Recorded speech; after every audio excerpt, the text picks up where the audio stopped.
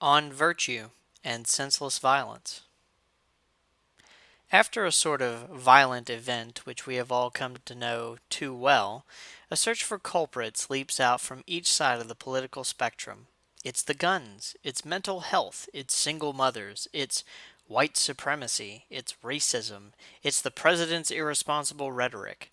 Somehow, in the cacophony of voices shifting and laying blame, everyone is wrong.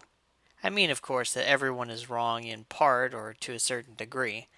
It is certainly true that there are circumstances which condition the way that these events play out, but perhaps there is a deeper and more systemic failure within our current culture that makes these mass atrocities such central events in the American consciousness. That systemic failure is in virtue, personal and communal. In the modern world, the word virtue has often been synonymous with being a good person, and what constitutes a good person is quite a bankrupt concept nowadays. Today, a good person is someone who is tolerant, accepting, non judgmental, doesn't get in the way of other people's fun, and indulges in their baser appetites at levels, quote, within reason. In other words, what moderns might call a good person has historically been regarded as a hedonist who lacks all convictions, or, to put it another way, not a good person. It is clear that the quote, virtue of the moderns is, in a historical sense, an innovation and a movement away from classical virtue. If we mean that society must be more virtuous in this new libertine age, we would be saying that society should be proliferating more and more relativism, atomism, hedonism, and cowardice. It is clear that all of these things are not virtues, but rather corrosive and parallel vices which destroy virtue. Relativism destroys a man's proper search for the truth. Atomism destroys a man's proper concern for his neighbor, his family, and his kinsmen. Hedonism destroys a man's ability to be temperate and prudent in his reception of pleasure. And cowardice destroys a man's ability to defend all of these aforementioned goods truth, his fellow man, and the goodness of his senses. In a society that valued truth, men would not feel the need to hide what they considered to be the truth. Some truths, to be frank, may be ugly or unseemly. This is to be expected, and this is why truth is an arch nemesis to the man of progressive pieties. This also does not entail that all convictions are true. All this is to say that when some men perceive that the truth is being buried, it creates a sense of panic, a sense of powerlessness, and a sense of despair, all of which can be exploited either by those of a violent disposition or by Satan himself to violent ends. How then can we accommodate an honest search for the truth, which is a virtue, while also acknowledging that many supposed truths are in fact false? Here, we must be careful not to let the pendulum swing too far. Many, especially on the right, find themselves in favor of a truly open marketplace of ideas. And while this is superficially congruent with the pursuit of truth, it is also in some way the root of the problem of relativism. To recover this virtue, we as a society must rediscover or refound institutions which, while upholding the truth, also allow a space for minority thought groups to exist in relative security. This is the opposite of our current order, which seeks to homogenize thought along the lines of convenient falsehoods, and to stamp out all opposition. If such a regime of thought is to continue, the desperation of those cut out of the mainstream will only increase and reach a boiling point. In a society that valued friendship and the bonds of love which are meant to connect all men, so many would not feel isolated and alone. The current order makes pretensions to supporting love between people, but these are, as many of you will know, pretensions only, especially when love has become a code word for deviant sexual behavior.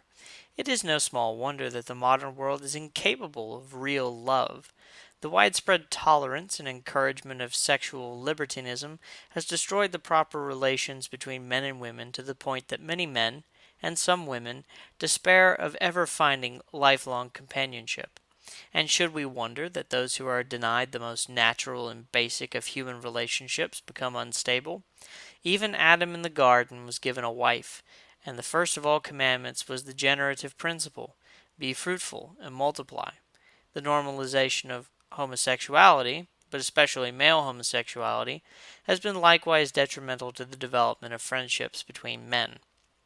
When it is a common accusation levied, especially at young men, that their fondness for their male friends is born out of a repressed homosexual attraction, it is no small wonder that men may have less male companionship these days than at any period in history.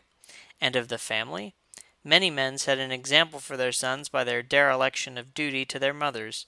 Through the neglect of other family members, or by the mothers themselves, their children develop into manifest emotional failures.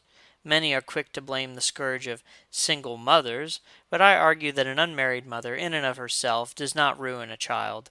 Some women, through no fault of their own, find themselves without a husband, widowed, for example, and in many cases there are family members or concerned neighbors with a spirit of charity that will step in to aid in the raising of the child. The problem is not so much that large numbers of young people are fatherless, rather that large numbers of those fatherless children have no one to assist in their rearing. Here I commend the goodwill and love which a generation of grandparents has now shown the offspring of their failed children. Never mind the fact that the failures of their children are in some ways related to their own parenting. Let us nevertheless note that these three failures of our modern age, the unattainability of marriage, the disappearance of close male friendship, and the dissolution of the family, all of these stem not primarily from economic concerns, but from a failure to inculcate generations in the proper pursuit of virtue. I have no doubt that a society with strong marriages, strong male friendships, and strong families will be more effective than our current model in mitigating senseless violence. In a society where men are masters of their passions are not their masters. It has often been assumed, a false dichotomy, that some men are slaves to their sin while others make sin their slave. But I think the obvious evidence of this principle presented by the state of men in the modern world, specifically in regards to the dual addictions of internet pornography and video games, which, by their very nature, immerse young men into fantasies of both a licit and illicit nature. If a man is so averse to reality that he withdraws into an illusion at every opportunity, and if a man is so impulsive in his desire for pleasure that he will seek sexual release at every afforded opportunity, then how can we expect the same man to control his desires when the mood strikes him to commit a massacre? We could throw every potentially murderous sociopath in a mental institution, ban all firearms, form an explicitly anti extremist secret police, and make white people wear badges on their clothes tomorrow, and it would not stop the spiritual rot that is the core of these events.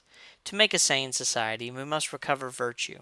And most importantly, we must have the courage to defend that virtue, and to truly abide by our convictions. If that means making hard choices about yourself and your own habits, so be it. If it means trying to reconnect with family that you would rather not talk to because of their politics or something they said last Thanksgiving, suck it up. The family is our first nation, and the one to which you owe your existence. In all things, have the courage of your convictions. If you are listening to this, you likely have one principal conviction: that Jesus Christ died, was buried, and rose from the dead to sanctify and purify the human race. At the very least, you believe that moral virtue is real, it exists, and it is something every human needs to live a good life. If this is truly your belief, how can you lapse into despair or disinterested inaction? If we wish to fight back against the violence of our age, not merely the flashy, senseless mass shootings that clog our television screens, but also the unseen violence of years of neglect, exploitation, and abuse that polite society papers over with progressive niceties, we must be serious about bringing virtue to a fallen world. We must live it individually in our lives and interpersonally in our communities. If we build families and build friendships, it might just be that the refuse of the modern world could find its solace not in the oblivion that either comes from a policeman's gun or a life frittered away in pursuit of hedonistic pleasure, but in the love of a right wing community ready to live out the virtues which God has stirred up within us. For, as I recall, what we have done for the least of these, we have done for Him.